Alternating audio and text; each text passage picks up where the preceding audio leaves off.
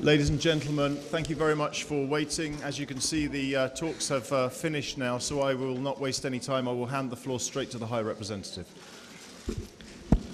Thank you very much, Michael. Hello, everyone.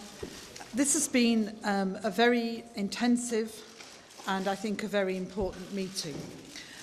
Over the course of the last 2 days, we've met in different formations with Foreign Minister Zarif and with his team. I want to thank them for the efforts and the commitment they've made to respond to the questions that we have raised, and I want to pay tribute to the E3+3, some of whom are here, for the work and engagement that they have had this week.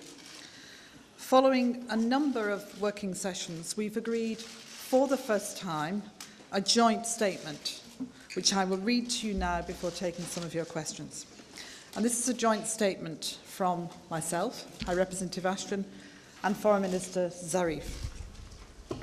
And it reads, delegations of the EU3+3 and the Islamic Republic of Iran, led respectively by the EU High Representative for Foreign and Security Policy, that's me, and the Foreign Minister of Iran, held 2 days of substantive and forward-looking negotiations in Geneva on the 15th and 16th of October 2013. Building on the positive atmosphere of the first ministerial meeting held in New York on the 26th of September, the Foreign Minister of the Islamic Republic of Iran presented an outline of a plan as a proposed basis for negotiation, which is being carefully considered by the E3+3 as an important contribution. Members of delegations followed with in-depth bilateral and joint consultations on various elements of the approach. It was decided to convene the next meeting in Geneva on November the 7th and 8th. The participants also agreed that EU3+3 and Iranian nuclear, scientific and sanctions experts will convene before the next meeting to address differences and to develop practical steps. And that's the end of the joint statement. Right, we can take a few questions. I saw Nuruddin's hand up. If you could take a microphone over at the back, please. The gentleman with the... No, over there. Sorry, over there. Thank you. It's all right. Nuruddin, it's coming. It's behind you. Behind you. Yes. You're next. You're next. You're next, okay? Lady Ashton, I'm here. Do you have the feeling this afternoon that Iran will comply with one of the most serious requirements and conditions by the international community, which is to stop the enrichment to 20% level? Thank you. Nuruddin, one of the things that we have all agreed is that we are not going to talk about the detail of our discussions and the work that's going on. All of you who followed any kind of negotiations or discussions of this kind will know how important what I've just said is. We are not going to talk now about the detail. That's the next question there. Iranian TV correspondent, News Network. Iran has done many confidence building in the past. What about 5+1, and what's your program for next for making confidence building more by 5+1 toward Iran? Well, you know, I've been involved in discussions with Iran for nearly 3 years. And I can tell you that we have always sought to put forward ideas that can help to build confidence in the exclusively peaceful nature of the Iranian nuclear program. In our work, in the detailed work that we are doing and engaged in, we will always continue to look for ways in which we can do that.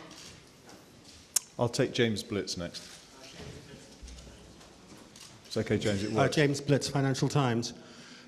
I know it's something you've just said that you don't want to discuss details, but there's a lot of confusion about the plan that was put forward by Foreign Minister Zarif. It seems to be suggesting the idea of discussing the end state and then a series of concrete steps that would be taken once there's agreement on the end state for the programme. Is that broadly right?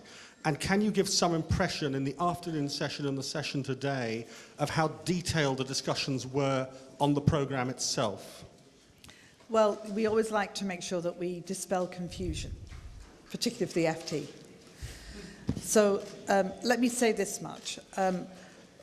When we've been talking, and in our discussions, of course, in these last days, we know that we have to look for a first step, a confidence-building step. And we also have to be extremely clear as we go forward on what it is we consider to be, if you like, the last steps. And to do that within the context of what the objective is overall. That's a kind of framework that we've always worked within, and it's a framework that I would say to you is a pretty good, for me, description of the sort of approach that we would take. In terms of the, what did you ask me about the afternoon? I asked about how detailed were the discussions on the programme? The most detailed we've ever had, by, I would say, a long way. I'll take Euronews and I'll take CNN, and then we'll have to stop. So there's a microphone coming your way. Ali May, Euronews. Baroness Ashton, many people have been saying this round of talks are very different. Can you outline how different they have been? For instance, have you agreed to the Iranians having the capability of enrichment in Iranian soil? Thank you. These have been important. It's a new team. We have had the opportunity to talk, as I've already indicated, in much greater detail than ever before, to answer each other's questions, to have the opportunity to do that, as I've already indicated, in different formats. But I've already said it, and I'll say it again, we're not going to go into the detail. What I would say is our positions have been set out on a number of issues already. And I would say to you that you need to allow us the space to now really have the opportunity to move forward, if that proves possible. Final question for Jim there. If I can, and in general terms here, one of the key disagreements is, are sanctions eased at the same time as Iran imposes restrictions on its nuclear program, or only after confidence-building measures? We know what the Iranian position is. Has that issue been addressed here, and are the Western powers willing to ease those sanctions, or do they have to see something first but before they're willing to take that step? And how does that not fit into my comments about detail? Give us one detail, please, because that's a very... I've given you some detail already. One more then, if I could follow up. You can try. One more try, Jim. Many prominent lawmakers in the U.S., including Democratic lawmakers, have said they will not touch existing U.S. sanctions against Iran. Are you confident that the American side can deliver the relaxation of sanctions when we get to that stage that might be promised in talks here and following? Look, if and when we go forward, we have the United States of America firmly part of the team and the work that we do. And we will do things together. You know, when the Security Council asked what in the US you call the P5+1, we call the EU 3+3, it's still 6, and asked me to lead these talks, we decided we would work as a team and that we would do this together. And that, I can assure you, is exactly the approach that we will take. I'd like to say thanks very much to everyone for coming. We will publish the joint statement on our website now, so you can find the detailed wording there straight away. Thanks very much. Right. Head that way, and security guys, and then go to... Yes. Let's escape before they start surrounding you. Yeah, I'll send you a text. Just stay here, and then it'll be upstairs. I'll send you a text. Okay, thanks.